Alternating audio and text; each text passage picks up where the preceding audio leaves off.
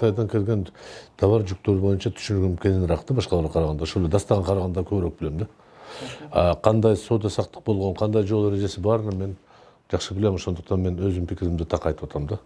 Бул жерде жана 700 миллиондун ичинде канчасы товардын акчасы, канчасы урдалган деп бөлүш мүмкүн эмес. Анан чын айтканда 700 миллионду эч ким капчык менен салып алып кетпейт аны. Анан биздин бюджетибиз, эгерде бизде 2 миллиард доллар жалпы бюджетибиз болсо, ойлоп көрчү, 700 миллион доллар алып кетти 5 жылда деген биз бюджетибиз касап кетмек эч ага эле. Бул азаттыктын иликтөөсүнүн өзүндө жазылып турат. Кийинки абзацта 700 миллионго жакын 694 миллион которду. Ушул акчалар Өзбекстандагы валюталык проблемага байланыштуу жана Аксуу деген базарлардын акчалары деп атат да. Өздөрү айтып атпайбы, ал менин сөзүм эмес. Алар айтып атат, ошо Өзбекстандан соода саттык кылгандар акчаны ушинтип которуп, жана банк аркылуу жана каза болгон жигит которуп берген экен да. Анан балким анын арасында биздин ишкерлердин да акчасы болушу мүмкүн. Аны бөлө албайсың.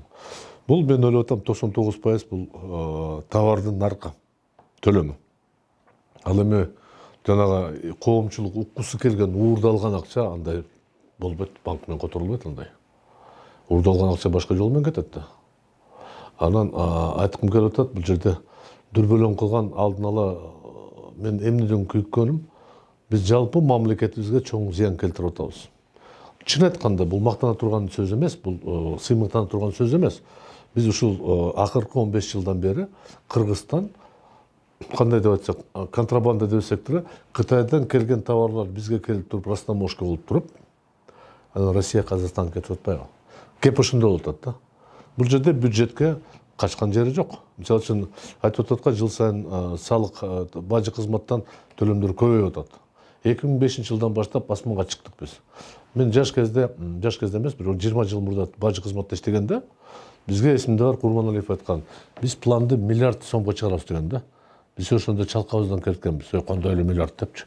Мына бүгүнкү күндө 60 миллиард чогултуп атат да. Демек биз жанагы чоң 6 миллиард долларлык товар алып келип атабыз Кыргызстанга, Кытайдын эсеби боюнча. Биздин эсеп боюнча 1,5 миллиард деп атабыз. Айырмасы деле бир көп түшүнбөстүк болуп атат да. Бирок бул түшүнүктүү менимче.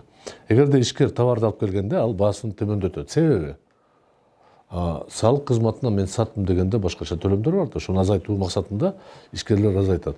Ал эми бажы кызматта килограмм деп эсептейт да. Товар народного потребления. Килограмм мынча доллар, килограмм мынча цент. Ошо менен алат акча. Демек, мен ойлоп атам, бажы кызматта көпчүлүк товар жашырынбайт. Кереги жок. Төлөйт, Кыргызстанга келет, анан калп эле Дордойдон же Мадинадан же Кара Суу базарынан Россияга кетет да. Кыргызстандан чыккан товар деп эсептелет.